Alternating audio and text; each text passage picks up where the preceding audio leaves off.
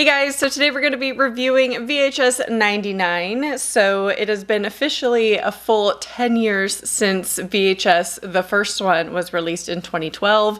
So the question is, are they still producing good movies? Are they holding up to the others in the franchise?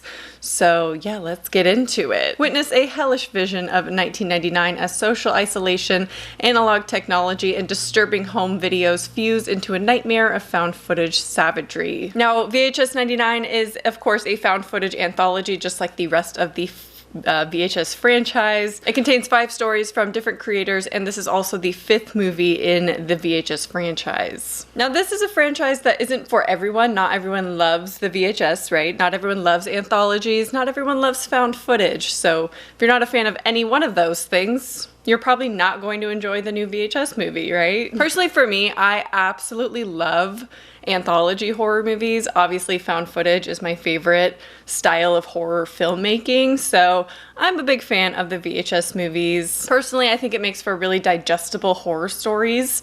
I've always been more intrigued and interested and entertained by short horror versus long-form horror. So, you know, the horror book that I'm personally writing is short stories. I love reading short stories. I love watching short horror. Now, VHS 99 is the first in the franchise to not feature an overarching story, which is going to be hit or miss for some people. I know some people aren't a fan of the 6th story kind of intermingling with all of the other stories going on in the movie. They kind of feel a little disjointed. Sometimes they feel a little bit out of nowhere, or they take you out of each story. Sometimes they can be a little bit random, you know, and that's totally fine. Personally, I like the overarching story. I like it to feel connected, as if we are also discovering these VHS tapes, versus what they did in this one, which is just kind of a stop motion little clips of a teen boy playing with G.I. Joes. Feels a little bit random in this one, not gonna lie. I'm not a huge fan of that intermingling in between each of the stories. So how I want to structure my review is I want to do a general overview of my thoughts on the movie as a whole, with no spoilers or anything like that, and then I will get into some of the segments specifically.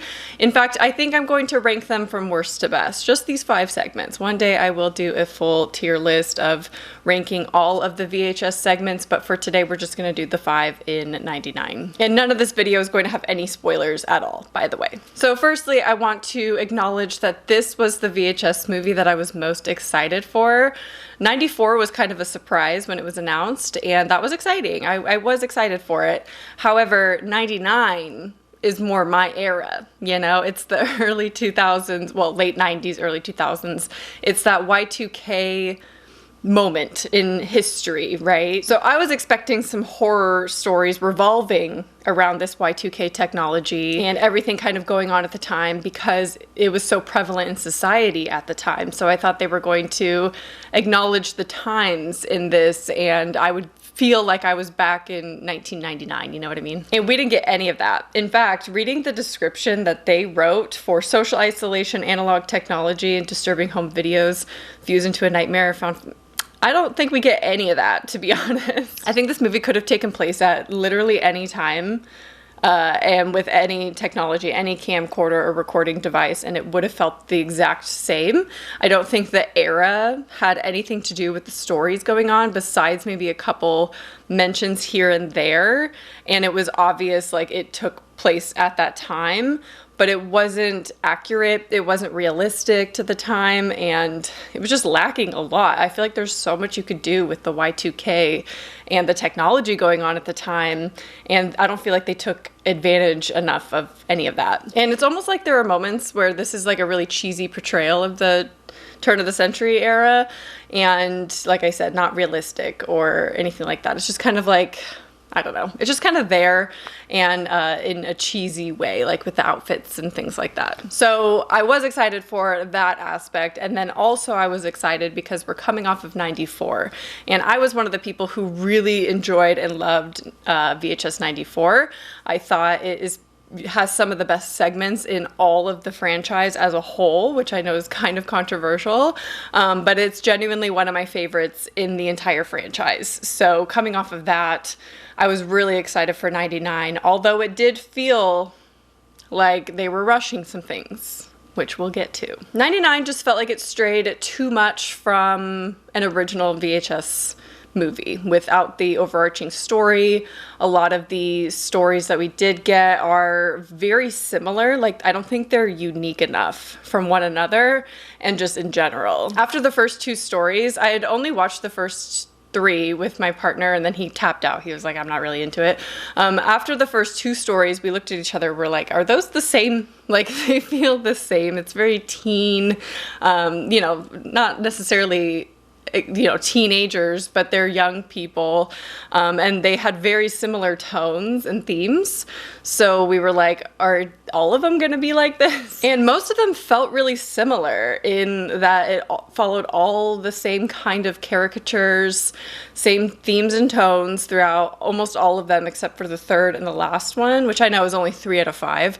But 3 out of 5 being really similar, in my opinion, that's not unique enough. You know, I want something different and so diverse when I'm watching VHS, because that's what they've given us in the past. And overall, it felt like a lazy installment. It felt like a lazy attempt at a VHS movie in the franchise. I was extremely disappointed with almost every single story. I also feel like they tried to capture the edgy humor of the late 90s, you know, back when you really could say anything, and doesn't mean it was appropriate at the time, but it was more acceptable, I guess. They really tried to like capture that edgy humor, and it felt a little bit too forced at times and just kind of off, like very strange. Like they were trying to be funny, but it was like this offensive humor, and I don't know. I'm not gonna lie, in the last segment in this movie, I was like taken aback because one of the characters sounds exactly like Moaning Myrtle from Harry Potter,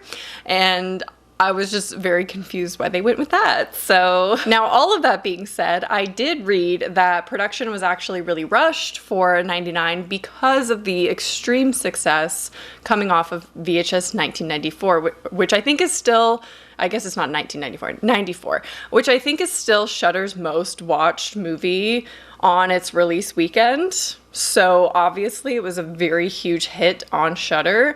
So I don't blame them for trying to do another one. I just wish they took their time a little bit more with this one and put a lot more into it like they did with 94. 94 felt accurate to the times. Again, the time or the era kind of takes a back seat, but it feels a little bit more realistic than 99 did. So that tells me that this movie is kind of a cash grab, which is really disappointing, because I know we're at the 5th installment, and I know some people are like, all right, can we stop with the VHSs? Like, we get it. But to do 99 like that, like 99 was gonna be my favorite. It's my favorite time of, you know, my favorite era of horror. So I was excited to see where they would go with it and what they would do.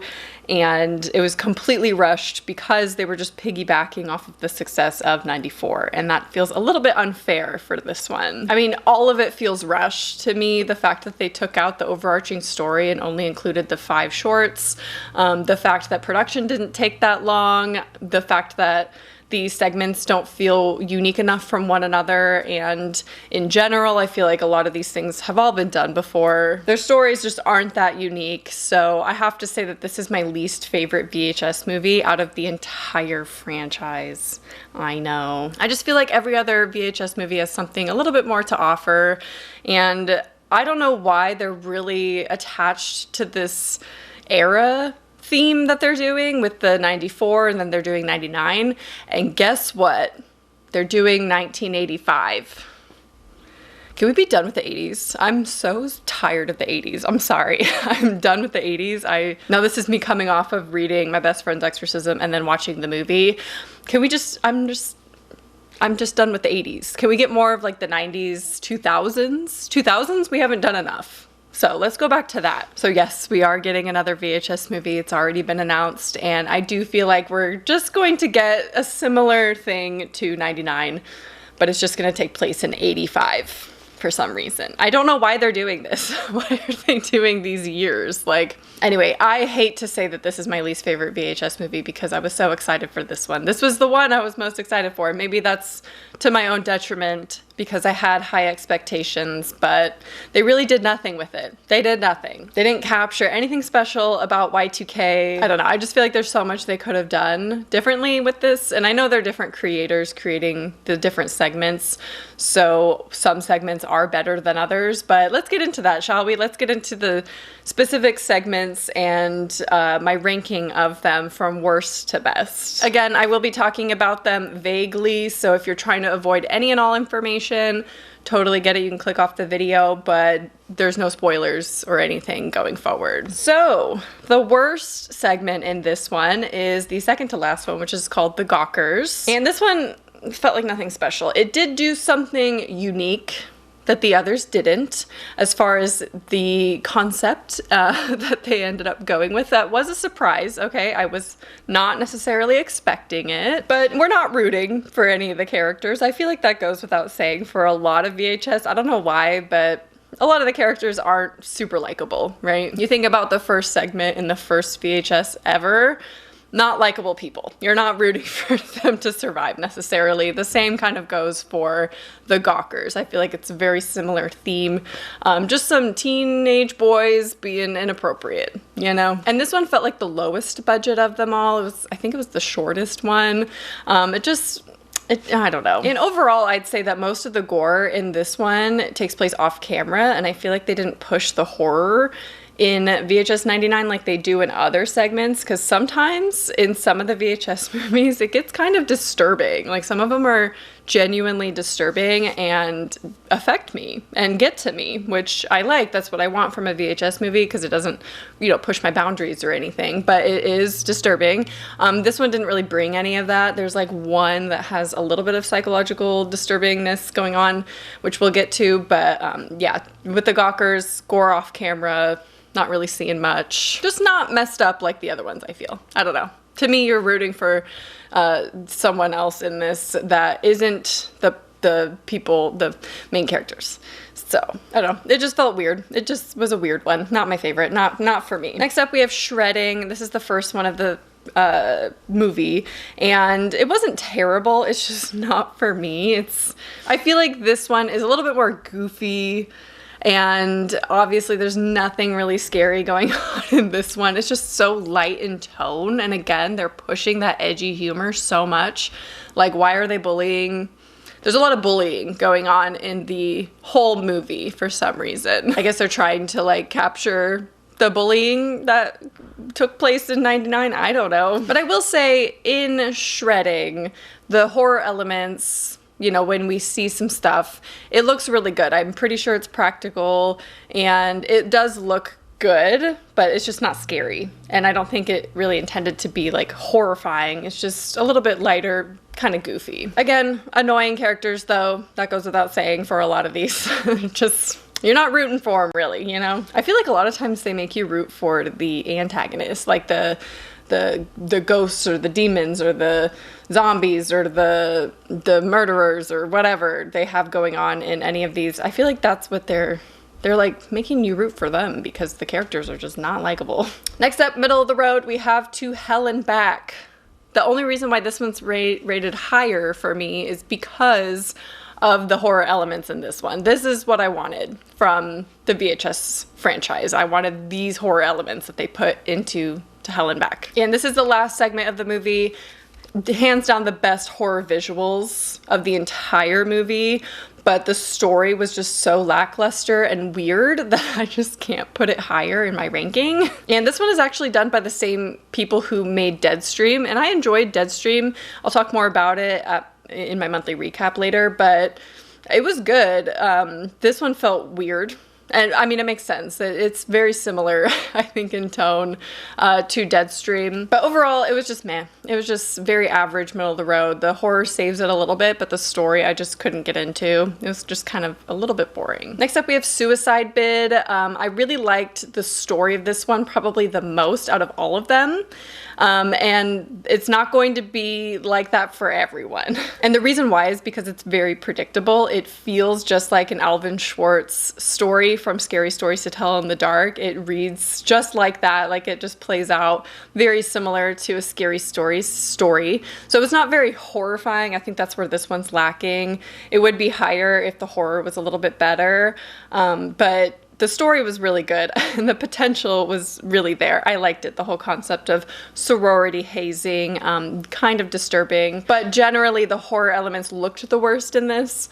They looked the most goofy, done practically from what I can tell, which I appreciate. I feel like a lot of VHS movies are practical effects, which I love, but it just didn't offer enough. But it is one of the better ones in the movie and the one that like captured me a little bit more. So the best story out of all of the segments in VHS 99 is definitely Ozzy's Dungeon. I think this is the longest story in the entire movie, and it started off weak and ran on for so long. I was like, why is this taking so long to get anywhere? They focus so much on the beginning and the buildup of this story that I was like, all right, can we pick up the pace? It was dragging a little bit. I was like, how long is it going to take to get to something spooky? But once we get there, you kind of understand the buildup and the tension that they're going for, because when something actually happens, it comes across as much more disturbing. This one definitely is the best horror-wise as far as psychologically disturbing, conceptually disturbing. To Hell and Back has the best visuals of horror, but the story is not there for me. So I wish that they held back a little bit in Ozzy's Dungeon with the ending and like how they wrapped up the story, because it goes into complete weird territory that I'm just, nothing's explained. I don't know what is going on. It's just very strange. It has varying horror in this. So we have gore, there's some disgusting things going on, there's some weird stuff going on. I don't know how to describe it without spoiling anything. I feel like all of the VHS stories though kind of do this, where they go in a really strange place and they don't explain anything, and we're not necessarily looking for that because they're short stories. We don't need like a full-on backstory of what is going on, but I'd like a little bit, you know. I didn't know too much what was going on. So overall, VHS 99, my least favorite in the entire franchise. Highly disappointing for me because I was so excited for it. I almost didn't do a review on it, but I just felt so passionate about my disappointment, I had to share it. So here we are. I would love to hear your thoughts on VHS as a whole. Like, do you enjoy the franchise? Which one's your favorite? What's your favorite segment? Did you enjoy 99? You can watch it on Shudder right now. But yeah, leave your thoughts down below in a comment. I hope you enjoyed, and I'll talk to you soon. Bye.